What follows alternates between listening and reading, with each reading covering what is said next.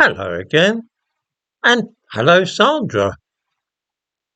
This is a very short video because I am simply going to give a few facts and figures and allow them to speak for themselves.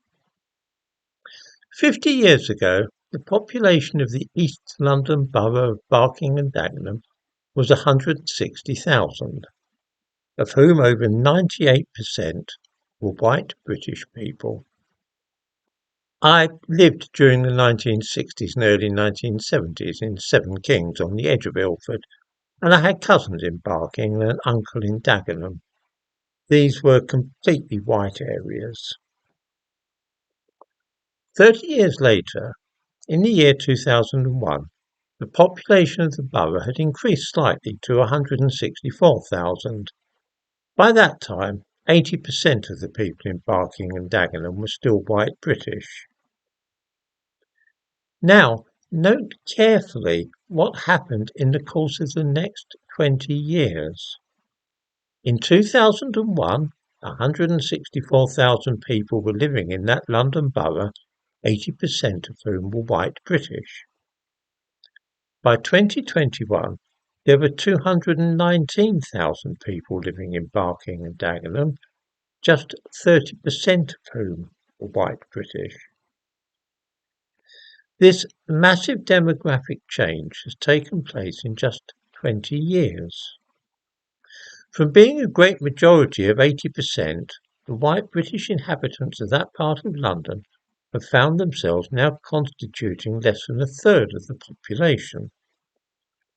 The overall population has also increased by a third, but with no new shops, hospitals, schools, stations, doctors, surgeries and so on. This has had the effect of making the area seem unbearably crowded and making all services less pleasant to use. This then is the crux of what many people in Britain are complaining about.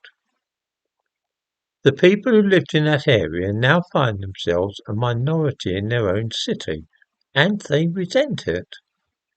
I rather suspect that the Yoruba living in Lagos would feel just as much resentment if they were to find themselves suddenly a minority in their own city.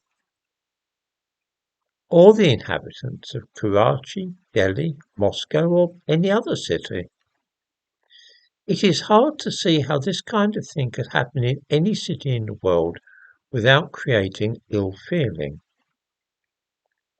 In Britain, though, even the expression of ill feeling about the situation is denounced as racial prejudice or xenophobia. People have been taught that it is unacceptable to complain about what is going on, indeed that it is verging on racism even to notice or remark upon it. If anybody wonders why a sixth of the people in this country voted for reform at the recent general election, then right there is the answer. In the description to this video I give a link to the figures which I quote.